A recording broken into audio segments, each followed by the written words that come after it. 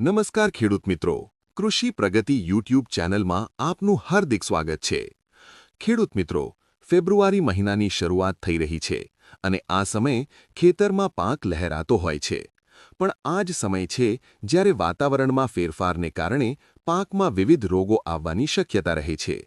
આજે આપણે જાણીશું કે ફેબ્રુઆરી માસમાં કયા પાકમાં કયા રોગો આવી શકે અને તેનું સચોટ નિદાન કેવી રીતે કરવું।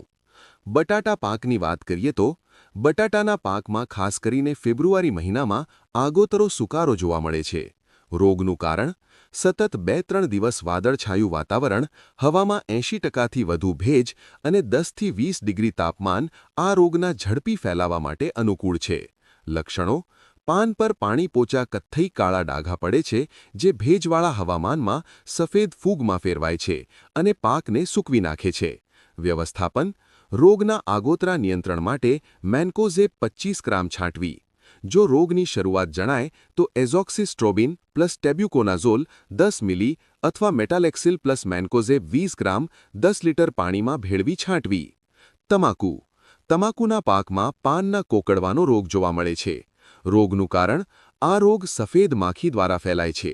જો ખેતરમાં કે આજુબાજુ નીંદામણ વધુ હોય તો સફેદ માખીના કારણે આ રોગનો વ્યાપ વધે છે। લક્ષણો: પાન નાના થઈ જાય છે, જાડા બને છે અને નીચેની તરફ વળી પ્યાલા જેવો આકાર ધારણ કરે છે। વ્યવસ્થાપન: સફેદ માખીના નિયંત્રણ માટે સ્પાયરોમેસિફેન 10 મિલી અથવા એસિટામિપ્રિડ 5 ગ્રામ 10 લિટર પાણીમાં ભેળવી છાંટવી। રાઈના પાકમાં ભૂકી છારાનો રોગ જોવા મળે છે। રોગનું કારણ: સૂકું અને ઠંડુ વાતાવરણ તથા દિવસ-રાતમાં તાપમાનમાં રહેલો મોટો તફાવત આ ફૂગના ફેલાવા માટે મુખ્ય જવાબદાર છે। લક્ષણો: પાન અને સીંગો પર સફેદ પાવડર જેવી ફૂગ જામી જાય છે જે પ્રકાશ સંશ્લેષણ અટકાવે છે અને દાણાનો ભરાવ ઓછો કરે છે। વ્યવસ્થાપન: નિયંત્રણ માટે દ્રાવ્ય ગંધક S80% WG 30 ગ્રામ અથવા ટેબ્યુકોનાઝોલ 10 મિલી 10 લિટર પાણીમાં વાપરવું। ચણાના પાકમાં સ્ટન્ટ વાયરસનો રોગ જોવા મળે છે। રોગનું કારણ: આ રોગ મોલો મસી દ્વારા ફેલાય છે। શિયાળામાં જ્યારે મોલોનો ઉપદ્રવ વધે ત્યારે આ રોગ ખેતરમાં ઝડપથી પ્રસરે છે।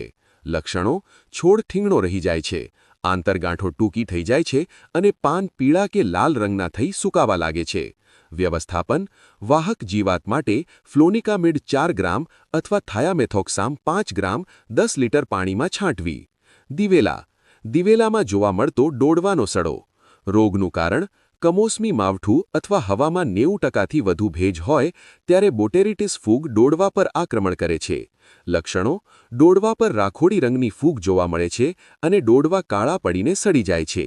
વ્યવસ્થાપન: ફૂલ આવવાની અવસ્થાએ પ્રોપિકોનાઝોલ 10 મિલી અથવા કાર્બેન્ડાઝિમ 12% પ્લસ મેન્કોઝેબ 63% 20 ગ્રામ 10 લિટર પાણીમાં છાંટવી। જીરુના પાકમાં જોવા મળતો કાળી ચરમીનો રોગ। રોગનું કારણ: વાદળછાયું આકાશ, ઝાકળ અને હવામાં વધુ પડતો ભેજ જીરું ચરમીના ફેલાવા માટે અતિ અનુકૂળ છે। લક્ષણો: છોડની ડાળીઓ પર કાળા ટપકા પડે છે અને વાદળછાયા વાતાવરણમાં છોડ નમીને કાળો પડી જાય છે। વ્યવસ્થાપન: રોગની શરૂઆતમાં ક્રેસોક્સિમ મિથાઇલ 44.3% SC 10 મિલી અથવા બોસ્કાલિડ 25.2% પ્લસ પાયરાક્લોસ્ટ્રોબિન 12.8% WG 15 ગ્રામ 10 લિટર પાણીમાં ભેળવી છાંટવી। ઈસબગોલમાં જોવા મળતો સુકારો। રોગનું કારણ: જમીનજન્ય ફૂગ ફ્યુઝેરિયમ। જમીનમાં વધુ પડતો ભેજ અને એક જ ખેતરમાં વારંવાર ઈસબગોલનો પાક લેવાથી આ ફૂગનો ઉપદ્રવ વધે છે।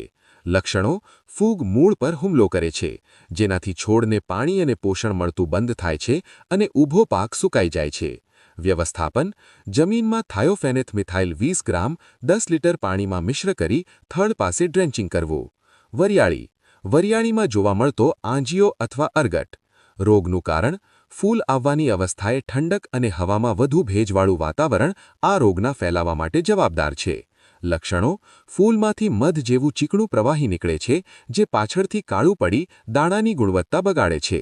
વ્યવસ્થાપન: આ રોગ માટે પ્રોપિકોનાઝોલ 10 મિલી અથવા ટેબ્યુકોનાઝોલ 10 મિલી 10 લિટર પાણીમાં ભેળવી છાંટવી। આંબામાં જોવા મળતો ભૂકી છારો। રોગનું કારણ મોર બેસતી વખતે ઠંડા પવન અને હવામાં ભેજનું ઊંચું પ્રમાણ ફૂગના બીજાણુઓને આખા બગીચામાં પ્રસરાવે છે.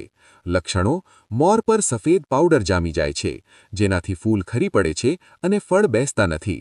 વ્યવસ્થાપન: મોર બેસતી વખતે હેક્ઝાકોનાઝોલ 10 મિલી અથવા ટેબ્યુકોનાઝોલ 50% પ્લસ ટ્રાઇફ્લોક્સીસ્ટ્રોબિન 25% WG 5 ગ્રામ 10 લિટર પાણીમાં છાંટવી.